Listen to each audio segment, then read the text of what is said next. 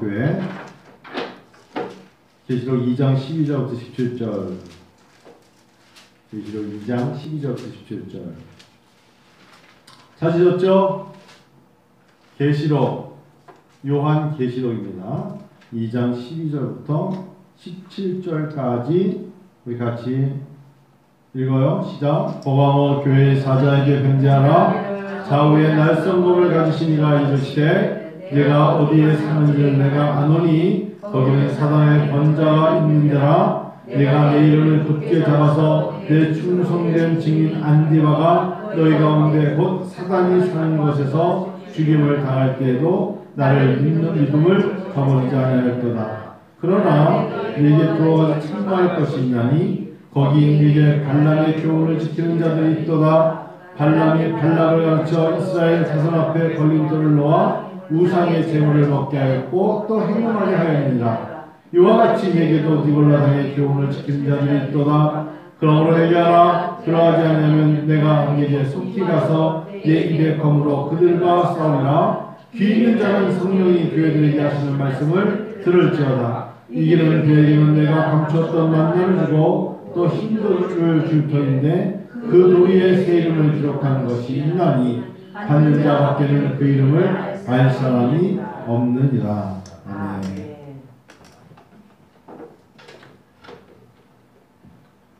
보가모 교회가 진정 필요한 거 여러분 12절부터 17절까지 읽으면서 무슨 생각이 드세요? 우리가 지금 이제 에베소 교회, 서머나 교회를 보았고 세 번째 보가모 교회를 보는데 보가모 교회의 성령께서 하나님께서 직접 날선 검을 가지시니가 말씀하시는데 보가모 교회야 너에게 필요한 게 뭔 줄 아니? 이렇게 말씀하시면서 책망할 것은 무엇이며 책망받을 것은 무엇이며 너희가 이 땅을 살아가면서 너희 교회가 보가모 교회와 다를 바 없지 않다고 말할 자격이 있느냐라고 물어보시는 이 보가모 교회에 지금 성령께서 우리에게 요구하시는 무엇일까요? 오늘 밤 생각해 보기를 원해요. 보가모 교회는 여러분 대표적으로 이 오늘 보가모 교회 통해서 우리가 배워야 될 것은 믿음이라는 단어를 잊어서는 안 돼요. 참 믿음, 제대로 믿는 믿음이 있느냐. 그러니까 하나님을 모르는 사람들에게 말하는 것이 아니라 하나님을 믿는데 참 믿음을 가지고 제대로 된 믿음, 성실한 믿음, 정직한 믿음으로 네가 진정 예수를 믿느냐. 내 안에 정말 정하신 이가 하나님의 인도하심을 받아서 네가 제대로 믿느냐를 물어보시는 거예요. 오늘날 우리에게 하나님을 아버지라 여기며 말로 혀로만 고백하는 게 아니라 나의 생명 되신 주님이라고 너희가 믿느냐. 원래 보가모 교회는 칭찬받을 수 있었던 것은 13절에 맨 마지막 하절에 나를 믿는 믿음을 저버리지 아니하였도다라는 진정한 칭찬을 여기서 받았어요. 그러니까 믿음을 너희 저버리지 않았어. 참 잘했어. 믿음이 좋은 사람들이었어. 믿음대로 살았어. 믿음을 잘 간직하고 맡긴 자에게 구할 것은 충성해야 했는데 그 믿음 안에서 하나님의 충성된 열매를 잘 맺었어. 얼마나 귀합니까? 오늘날에 참 믿음을 보겠느냐 하는 이 시대에 믿음을 지킨다는 게 얼마나 귀한지 모르겠어요. 그런데요, 믿음을 잘 지켜왔는데 그 믿음을 누가 까먹겠느냐, 무엇 때문에, 어떤 환경 때문에 그 믿음을 잃었느냐? 돈이에요. 돈. 쉽게 말하면 여러분 만문주의, 물질 때문에 이들이 넘어졌어요. 보가모 교회가 뭐 때문에 넘어졌다고요? 바로 만문주의에 넘어졌고 쾌락주의인 바로 니골라당의 교훈. 그들이 돈이라면 우상 앞에 절을 하고 돈이라면 행음하고 돈이라면 무엇인지 하려는 그 태도 때문에 이 보가모 교회가 책망을 받는 거예요. 그 대표적인 누구예요? 바로 여러분 민수기 22장부터 25장에 나왔던 발람입니다. 이 발람은 한마디로 말하면 민수기 22장부터 25장 바알 선지자 같은 꼴을 했어요. 돈이라면 못하는 게 없어. 돈이라면 우상도 세워. 누구 안에서? 하나님 안에서. 하나님을 섬기노라 말하면서 이 발람은 돈이라고 하면 보이는 게 없는 거예요. 그렇기 때문에 발람의 이 이야기를 하면서 니골라당 얘기도 하고 발람 얘기도 하면서 14절에 내게 두어 가지 책망할 것이 있다. 누구에게? 믿음의 사람들에게. 믿음을 잘 지켜서 칭찬을 받는 너희들에게 내가 너희들을 책망하는데 바로 이게 발람의 교훈을 지키는 자들이 있도다.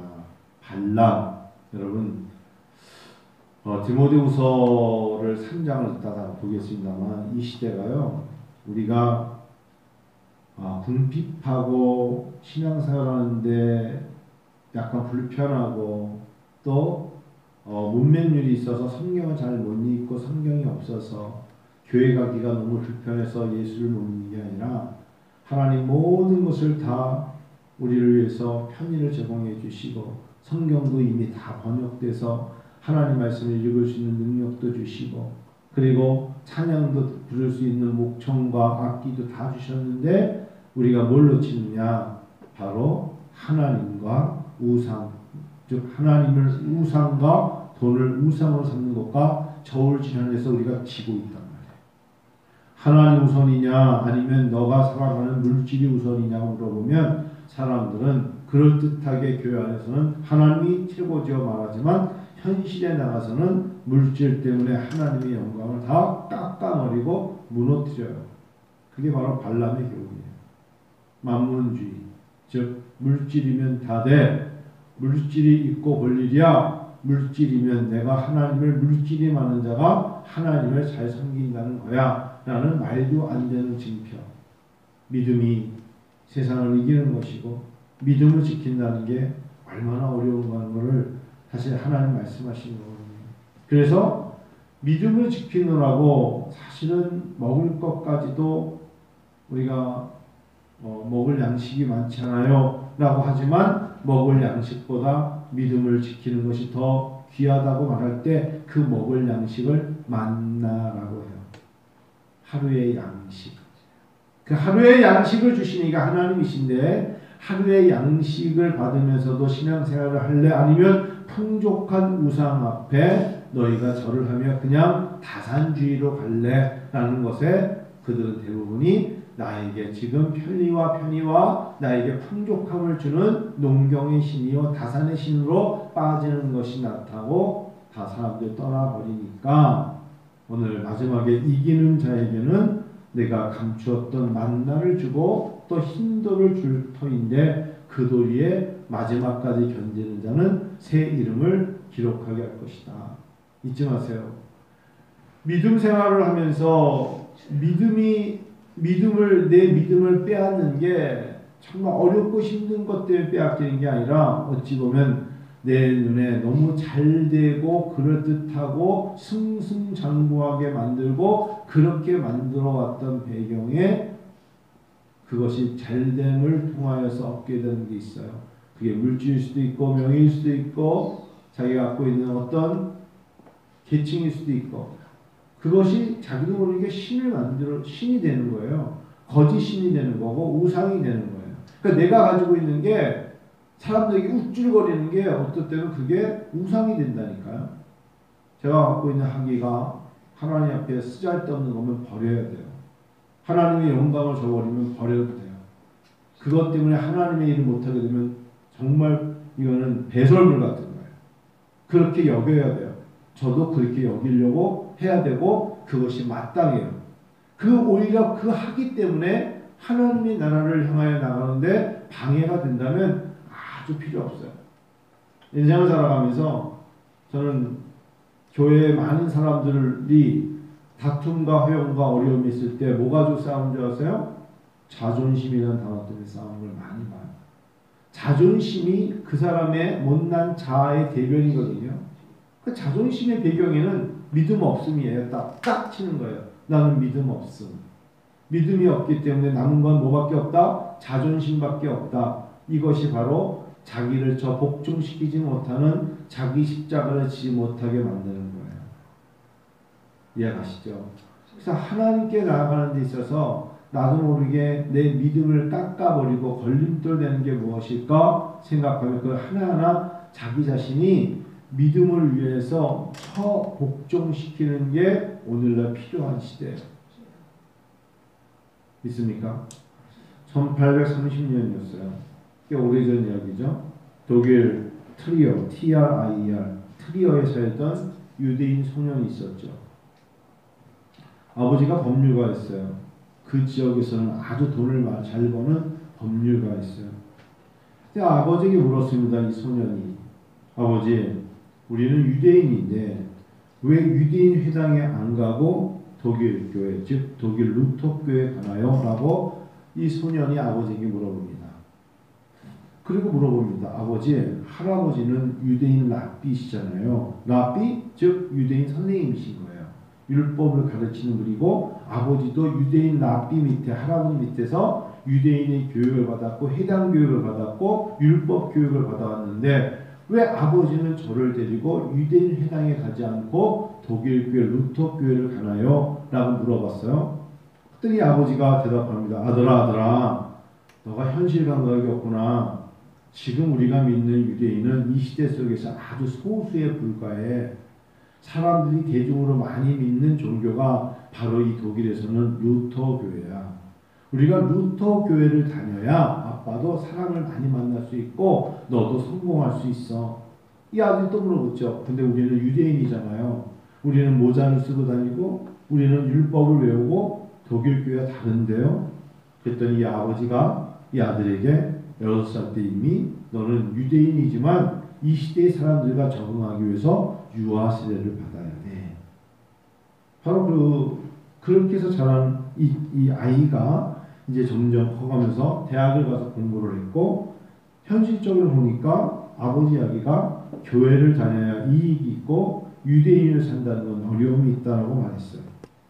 드디어 이 소리 대학에 가서 이익이란 단어, 즉 물질, 이익, 어떻게 살아야 이익을 많이 챙길까?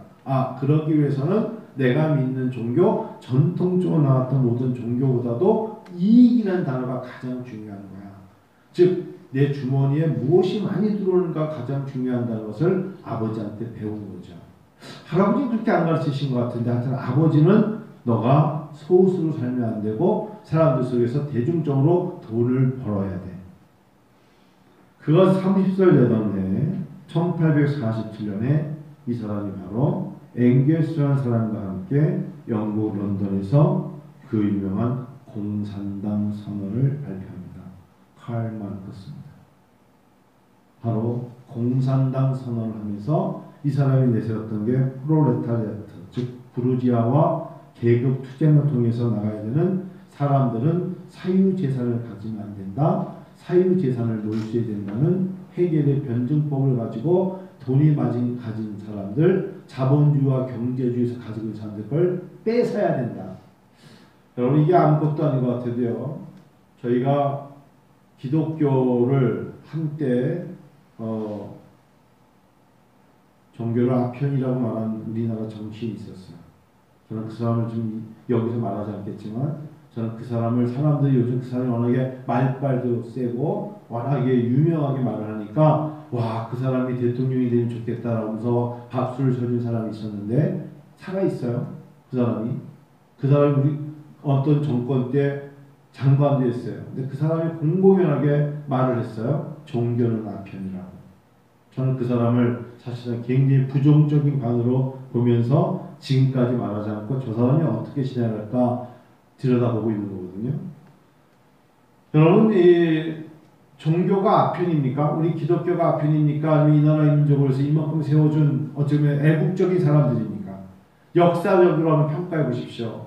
한국교회가 얼마나 사회와 민족과 정부와 이 나라를 위해서 기여한 바가 얼마나 많습니까? 드디어 감리교가요. 지금 이제 예배와 서그룹과 식사하지 말라고 그러고 교회들 핍박을 하니까 이 감리교는 그래도 굉장히 유니티가 잘 되잖아요. 장로교처럼 뭐 수십 개 종파가 아니잖아요. 감리교가 이제 드디어 왜 교회만 가지고 그래? 라고 이제 성명서를 발표하기 시작했더라고요. 그래도 감리교가 지금 코로나19로 확진자가 지금 대부분이 어디서 나오는 줄 아세요? 해외에서 유입된 사람들이 제일 많아요. 해외에서 유입된 사람들을 막던지 그들을 줘야지. 무슨 교회에서 언제 뭐 최근에 뭐 나온 게 있어요? 자, 강남에 있는 분에게 물어봤는데 지금은요 구청에서 나온 게 아니라 경찰이 나와서 앉아있대. 예배 지난주에 경찰이 2명씩 여자 1명 남자 여자 1명 2씩 나와서 저희 교회 경찰인데 오늘 저희 나와서 일하러 나온 겁니다. 그래서 제가 어제 들었는데 강남에 있는 크지 않은 그냥 중형교회예요. 큰 교회는 오히려 말을 못한대. 참 이상하죠. 교회가 그 정도 크면 사회에 무슨 말할 수 있어야 되는 거 아니에요? 그래도 뭐 교회가 뒷짐집에서 우리 교회가 몇천 명 모여 맨날 모일 때 그런 신자랑했던 교회가 이럴 때 5교회가 모여가지고 왜 기독교를 핍박합니까? 이런 말 한마디 할 수도 있잖아요. 우리 정말 우리 기독교가 당신들이 볼 때는 이 정도밖에 안 됩니까? 이래도 되는데 어느 큰 교회 하나도 말하지 않아요. 참 이상해요. 아무래도 저하고 남목사님하고 오산에 가가지고 큰 소리를 한번 우리 교회는 정신 마음대로 먹을 테니까 잡아가려면 잡아가! 뭐 외치고 벌금은 남목사가 되고 하여튼 뭐 그 말이 안 되잖아요. 교회가 지금 우리가 진짜 어떤 확진 사례로 신천지가 그랬지 우리가 언제 그랬어요? 그렇지 않겠어요? 그런데 아무도 말하지 못하는데 이제 드디어 이제 감리교가 말하기 시작하니까 눈치 보고 있는 이제 우리 보수 교단이 몇 개가 눈치를 보고 있는 거예요. 칼 마르크스가 여러분 그 당시 때 1818년에 태어나서 1883년에 죽을 때까지 엥겔스와 함께 바로 이 계급 투쟁을 공산당 선언을 하면서 계속 외쳤던 게 뭔지 아세요? 한번 오늘날과 비교해 보세요. 뭐가 달라요? 사유재산 없애야 된다. 기업은 다 국영화시켜야 된다. 사유재산 몰수해야 된다. 자본주의 전복시켜야 된다. 무상교육시켜야 된다. 상속세 아버지가 가지고 있는 거 다 뺏어야지. 개인적으로 가야지. 왜 상속을 시키냐. 상속세 폐지시켜야 된다. 상속제를 없애야 된다. 이게 다 칼 마르크스의 엥겔스와 함께 말한 공산당 선언이에요. 근데 우리가 점차 이렇게 되어가는 느낌이 좀 없지 않아 있잖아요. 뭔가 그 사람의 능력을 인정해 주지 않고 무엇인가 다 그냥 평등이란 단어 속에서 뭔가 균일하게 입히려고 그러고 균일하게 나눠주려고 그러고 막 그런 모습으로 가는 모습이 없지 않아 있는 것 때문에 우리가 사실은 조금 더 깨어서 할 말을 해야 될 때는 해야 될 때가 있어요. 이들이 그 당시 때 이 마르크스 이론에 의해서 그 다음에 청년들이 늘 독일어로 여기다가 띠를 띈 게 뭔지 아세요? 전 세계 노동자들이여 단결하라. 전 세계 노동자들이여 단결하라. 남목사님도 아시겠지만 저도 신학교 다닐 때 총학생이 있었어요. 그래서 총학생회에서 정치한다는 게 저는 무엇인지 알아요. 거기서 애들이 미국 물건을 절대로 써면 안 된다고 하고 외치면서 미국 커피를 한 잔씩 쫙 마시면서 개껌을 잡으면서 미국 걸 쓰면 안 된다고 그래요. 그 말이 돼요? 미국 거 반미를 외치면서 미국의 성조기를 태우면서 미국 옷을 입고 나이키 신발을 신고 있어. 이건 인간이 굉장히 이율배반적인 거예요.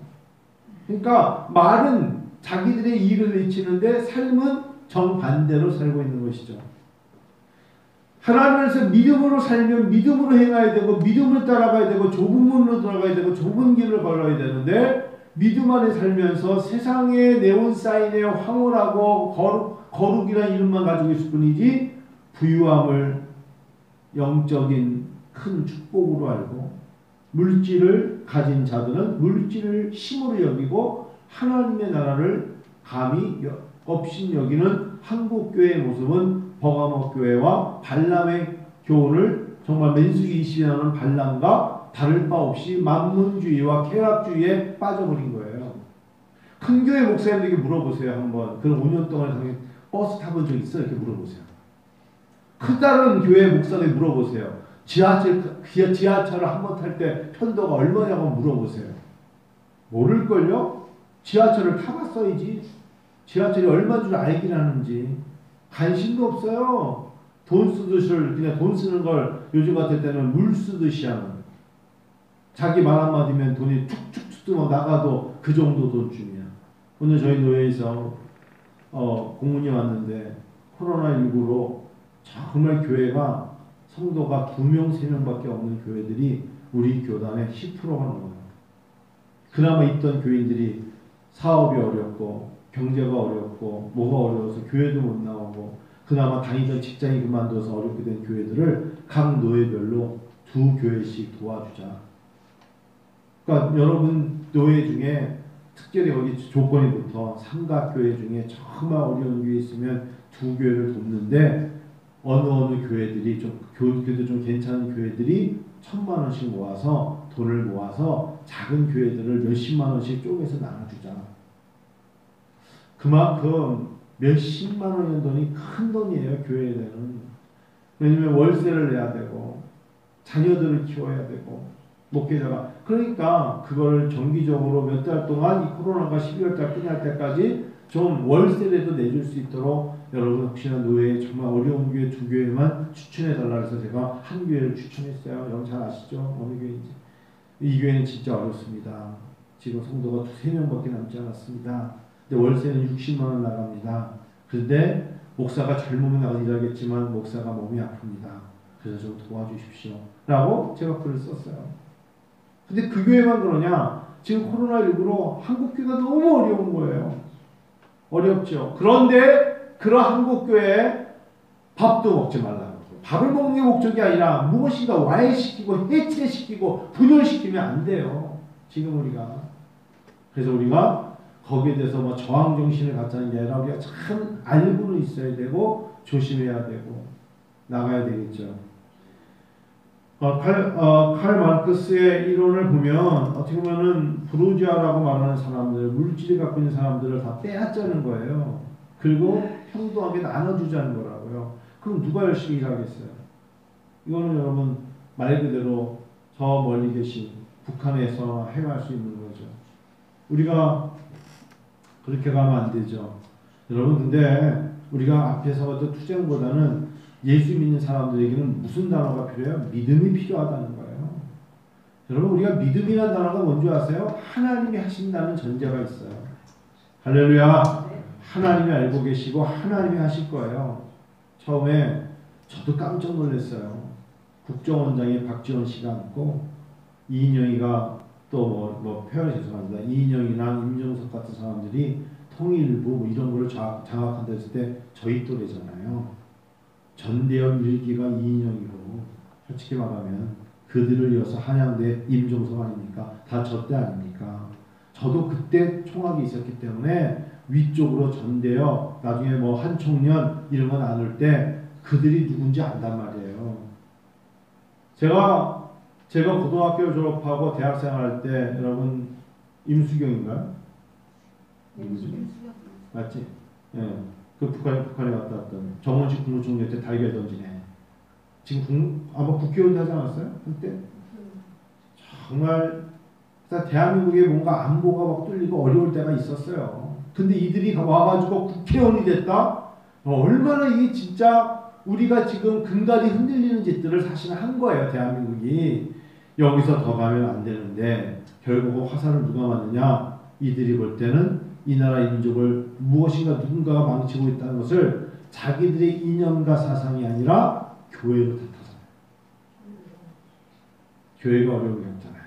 그래서 제가 이럴 때 몰라서 그러는 게 아니에요. 저도 엊그제 강남에 모여서 우리 그런 모임을 하면서 이럴 때 진짜 깨어있는 사람들은 정말 하나님께 기도하는 거예요. 여태까지 구약의 선지자들이 그래서 이긴 자가 없죠. 하나님의 사람을 이긴 적이 없어요. 발람이 이겼습니까? 발락이 이겼습니까? 바알 선지자가 이겼습니까? 엘리야가 이기죠. 하나님의 사람이 이겨요.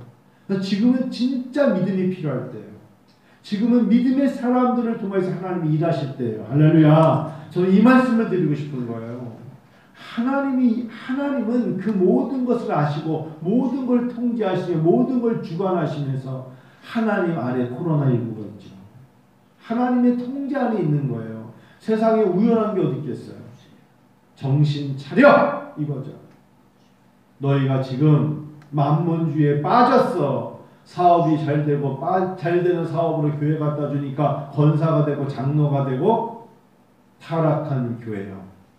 물질이 있으면 믿음을 보지 않고 물질을 가지고 그들에게 하나님을 섬기라고 준 것을 계급으로 알고 섬기는 이 한국교회를 향하여 주님이 하고 싶은 말씀이 버가목교회를 통하여 하신 말씀과 뭐가 달라요?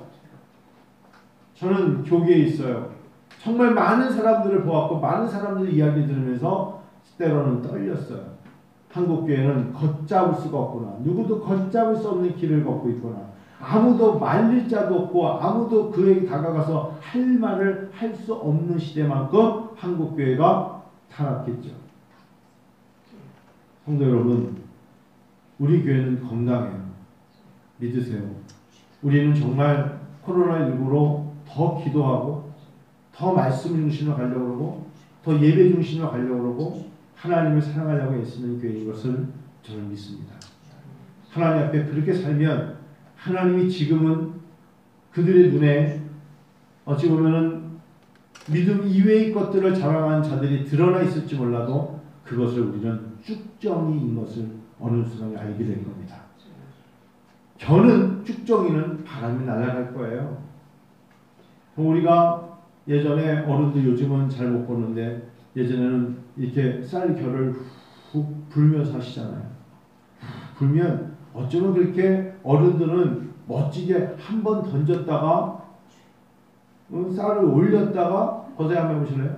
해본 기억나시죠? 올렸다 내려오면 하나도 그냥 알곡은 쫙 내려오고 어쩌면 이렇게 겨 같은 게 밖으로 싹 날리면서 돌도 나중에는 싹 건져져 가지고 전희세 혹시 어릴 적에 밥 먹다가 돌 씹으신 적은 없으세요?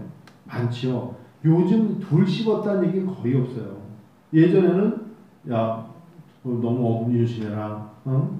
2만 원 막 그냥 찰돌 같은 게 나와가지고 아그자 해가지고 막 그냥 입에다 저는 제일 많이 손해보는 사람이 저는 음식을 입에다가 이만큼 넣고 씹고 먹거든요. 그러니까 사람들이 이만큼 넣으면 저는 입에다가 4숟갈 5숟갈 넣고 이렇게 먹는 스타일이에요. 어릴 적부터 이상하게 그렇게 먹어서 습관이에요. 그러다가 막판에 하나 돌이 나타나면 다 뱉어야 되는 거예요. 다. 그랬단 말이에요. 여러분 마지막 때가 되면 가만 놔두라 그랬어요. 알곡과 쭉정이는 같이 자라게 하지만 지금 건들지 말라고서 알곡을 건들까봐 하나님 그러신 거잖아요. 마지막 때에 되면 내가 낫을 두고 다 잘라서 버릴 건 버릴 거야 라고 주님 말씀하셨어요. 참 믿음을 가지고 견디셔야 돼요. 지금은 혼란스러울 때 같이 움직이면 안 돼요. 제가 어저께 나홍기 쌤한테도 그 얘기했지만 박원순이라는 사람을 생각하면서 저는 딱 하나만 생각했어요. 오늘 새벽에 사랑에 대한 설교를 했어요. 요한복음 3장 16절. 그 사람의 행적이 딸이 신고하기 전부터 뭐 시청에 가까운 사람들이 뭐 어쩌고 저쩌고 뭐 사람에 대해서 찾기 시작했다 뭐 다 필요 없어요. 7시간 동안에 박원순이라는 사람이 그 사람의 고뇌가 눈에 보이세요 혹시? 전 보이는데요. 박원순이라는 사람이 대권 후보로 얼마나 많은 준비를 했겠어요. 사람들이 우리는 좀 무감각하지만 정치권에 있는 사람들은 다음의 주자는 박원순밖에 없다고 그랬어요. 그래서 종교계에서도 박원순이 줄 서기 있었어요.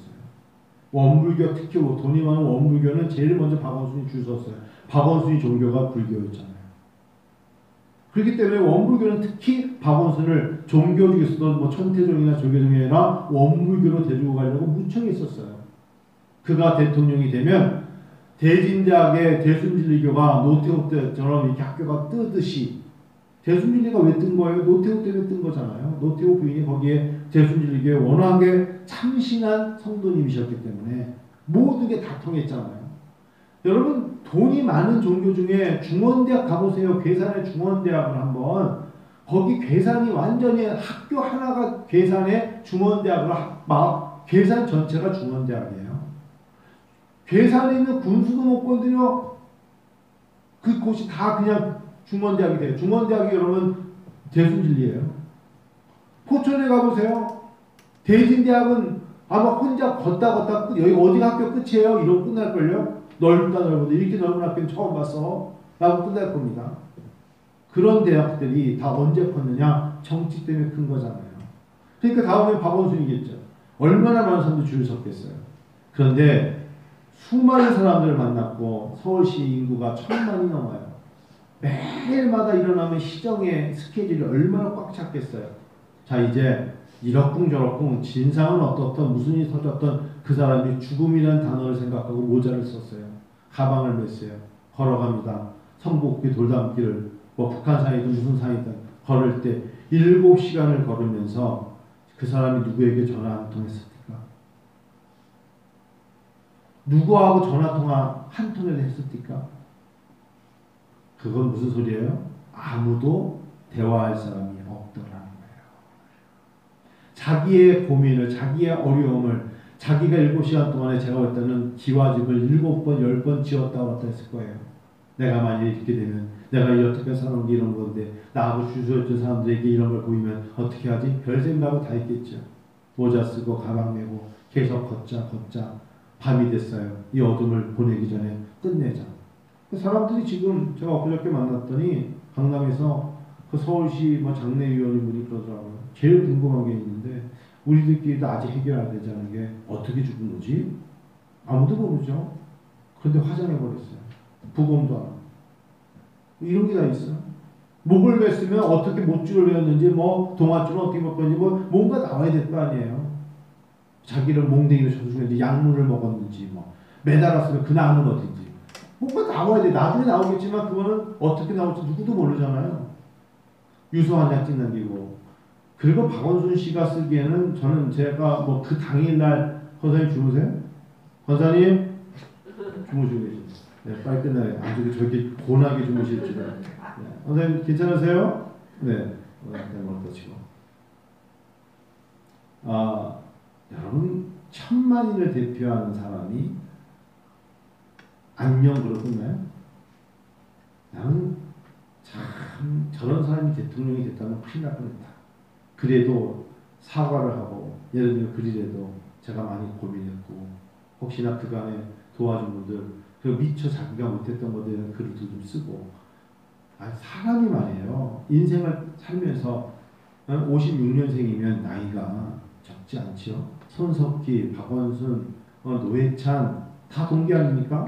다 나이도 같고 적어도 그렇게 인생을 살아오면서 지켜왔으면 글을 한 장을 써도 시간을 들여서 내가 이런 것들을 이렇게 했는데 정말 이걸 못 맞췄고 내가 어떻게 했던 거 이런 거 쭉 쓰면서 맨 끝에 그럼 안녕 다들 안녕 초등학교 1학년도 아니고 굉장히 실망스러운 거예요.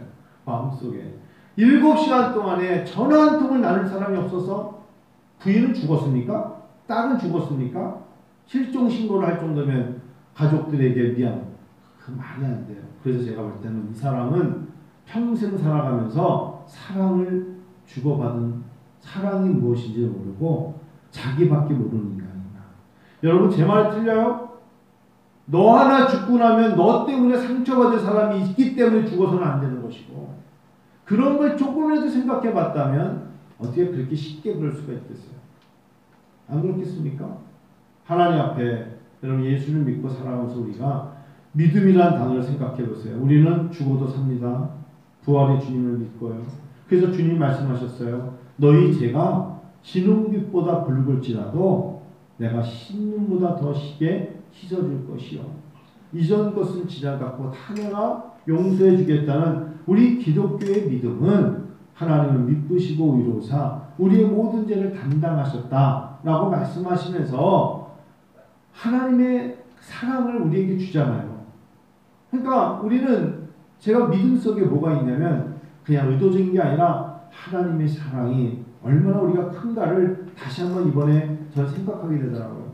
그 오늘 새벽에 제가 요한복음 3장 16절을 읽으면서 설교한 거예요. 하나님이 세상을 이처럼 사랑하사 독생자를 주셨으니 이는 저를 믿는 자마다 멸망하지 않고 영생을 얻게 하려 합니다. 버거목교회 이야기를 하면서 제가 그냥 오늘 작심한 설교를 그냥 했어요. 생각나는 대로. 아버지가 법률가고 할아버지가 유대인 납비고 큰아버지가 유대인 납비인데 야 살아가기 위해서 이럴 땐 이렇게 살아가야 돼 라고 말하면서 넌 유대인이지만 독일 루터교회를 다녀. 그래서 이익을 남겨야 돼. 이익을 위해서는 다 필요 없어 라고 말하는 그 이야기를 듣고선 이 칼 마르크스 그가 결국은 공산당 선언을 하는 거예요. 그 피폐가 중국 공산당 스탈린 그리고 북한까지 와서 우리에게 이렇게 큰 어려움을 주는 거 아닙니까?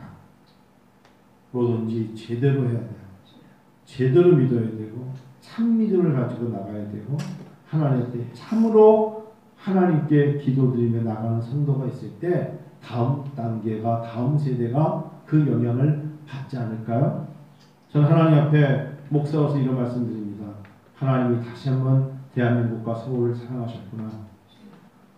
아닌 것을 사람이실 수 없으니까 자기 스스로 무너지게 하셨구나. 그 사람이 예수를 믿었으면 참 좋았을 뻔했다. 사실 교회를 많이 핍박했죠.